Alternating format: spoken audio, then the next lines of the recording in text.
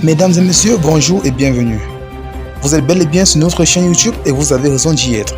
Alors, avant de commencer, abonnez-vous à la chaîne et activez aussi la cloche de notification pour ne plus rien manquer. Partagez également la vidéo avec vos proches si vous la trouvez intéressante. On commence.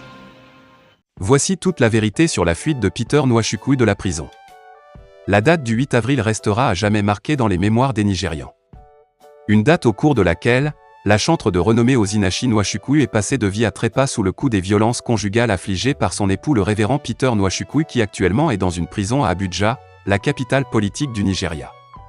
Cet homme effroyable avait coutume de battre sur cette dernière. Ce décès est devenu présentement un sujet de débat sur le divorce des chrétiens. Car selon la défunte, elle n'osait pas le divorce car la loi religieuse n'en autorise pas. Ce décès génère de plus en plus des réactions vives sur la toile. La chantre de 42 ans, mère de 0,4 enfants a connu un immense succès avec son titre Requiem. L'arrestation de Peter, son époux est ordonnée le 11 avril. Le bourreau de toute sa famille car il ne battait pas seulement sa femme mais ses enfants.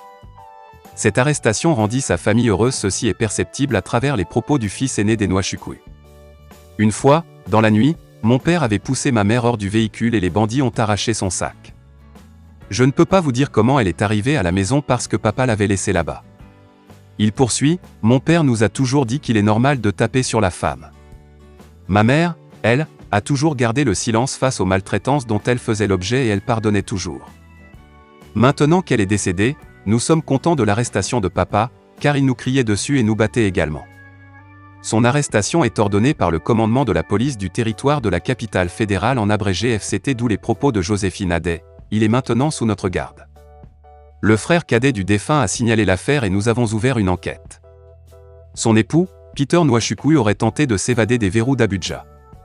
Selon lui, sa défunte femme était souffrante et il aurait contribué au rétablissement de cette dernière en l'envoyant premièrement dans un centre hospitalier d'Abuja jusqu'à là le centre n'est pas connu et deuxièmement, elle s'est rendue dans un autre centre où elle a laissé sa vie. À présent, tout est comme un film chez la famille durement attristée. Ils n'en reviennent pas qu'après tant d'années d'endurement, elle ait laissé son dernier soupir au nom du mariage et de la religion. Comment comprendre un tel acte effroyable d'un homme de Dieu? La Bible a demandé d'endurer mais s'agit-il d'une souffrance atroce? Son respect et l'amour envers son conjoint lui a valu un bois cloué de 4 côtés.